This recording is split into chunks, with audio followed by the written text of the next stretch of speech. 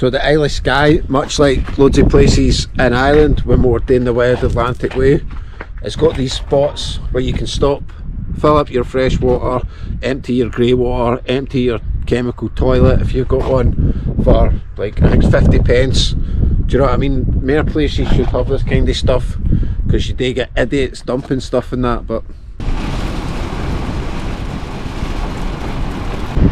excuse the wind, nothing I can do about that. Here on the Isle of Skye, look at my hair, it's everywhere, but look at this for the park up.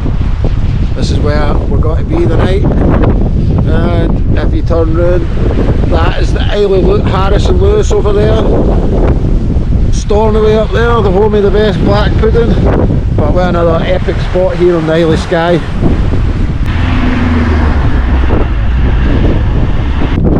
We're now at the Fairy Glen here on the Isle of Skye. There's the Fairy Glen, the fairy pools, and I think there might be something, the fairy bridge as well. So plenty of stuff with fairies here. Kinda looks a bit like the Shire, Lord of the Rings, in real life.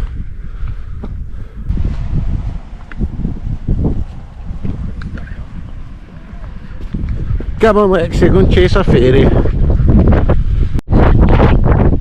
Once again. It's trouser season. Well, 2 days time. I mean, I'm wrapped up, I can't get anywhere wrapped up. Trousers come out in November. It's nearly trouser season, so it's cold, like, but it's not too bad. It's freezing. It's pretty cool, like. I see like a magical fairy. A fairy. Somewhere. Believe and you shall see. I don't know if you can see the minty waterfall back there. Lisa's back there with Lexi, because they'll get Lexi up here. Let's go up this bit. Everyone's going up here for photo op.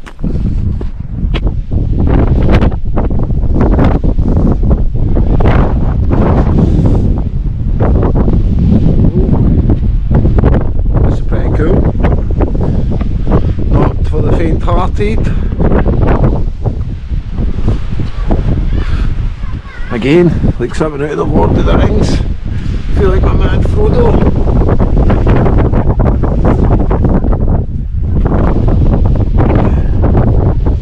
If you're a big fatty, you'll not fit through there either.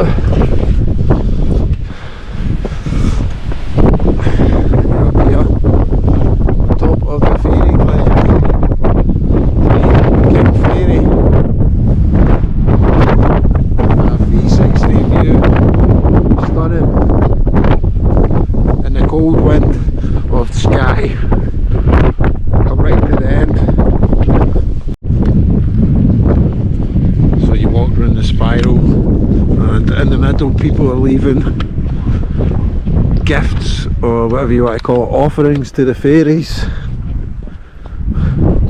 You're leaving it, and don't break the spiral, Lexi. Bad luck maybe, I don't know. She didn't either. Oh no, it's dinosaurs, Lexi.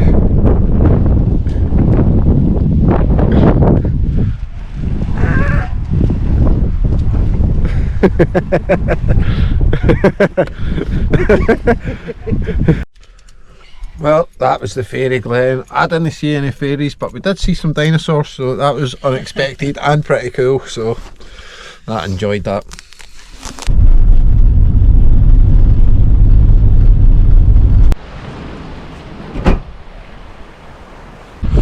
We have came today to the world famous fairy pools. That's them back that way, but as you can see the weather is a bit of a mixed bag about everything today.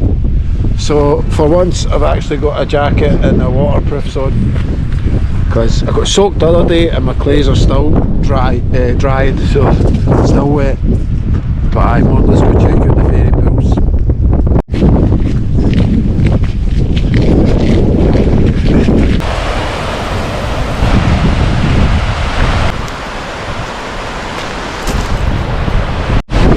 Look how clear that water is.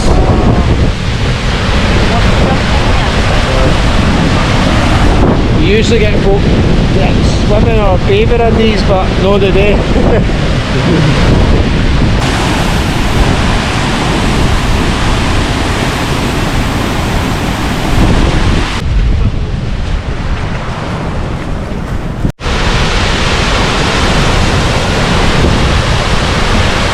shoes.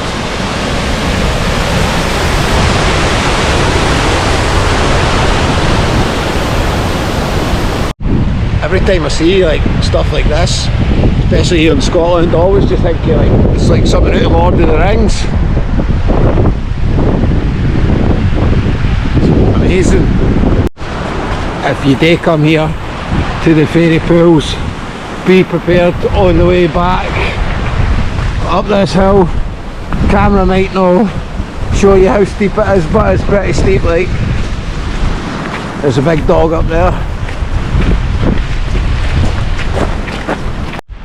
This park up that we're at, that we stayed in last night, again another absolutely wild night. It seems to be mental at night on Skye, the wind and rain, but it's quite popular. But I was saying to Lisa, so look at this big branch that's snapped here. Could you imagine being here, say if there was folk down there in their camper van or whatever, and that camera died? But what I was saying is, if you were in your camper van down there and that branch snapped during a storm, you would have absolutely shat yourself, man. That's actually quite lucky that it never landed on a camper van. Or there's not a whole lot of places here on Skye for you to fill up fresh water, but when you do, just make sure the hose is clipped in right, or you're going to end up soaked like me. It's not the first time it's happened to me. But shout out the hostel here, Broadfoot Backpackers. They've got a tap. I came in and asked the lady and they were happy for me to use it to fill up the van, so shout out to them. So if anyone's watching this and you're coming to Skye and the campsites and stuff are closed, they'll let you fill up your water here. So there you go, hostel Broadfoot Backpackers, nice one, shout out to them.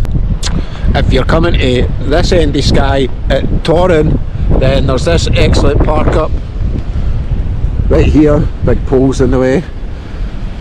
As always, just starts raining when I come out. But what they've also got is, it's kind of like a Fairy Pools Junior really, running rapid here because of all the rain. It was absolutely wild again last night, but it's quite minted here, and I'm assuming it would be a lot less busier than the actual fairy pools if you're to come here in the spring summer.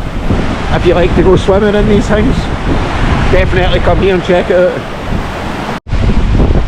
See, they run all the way up there, crystal clear water, rapid because of all the rain last night again.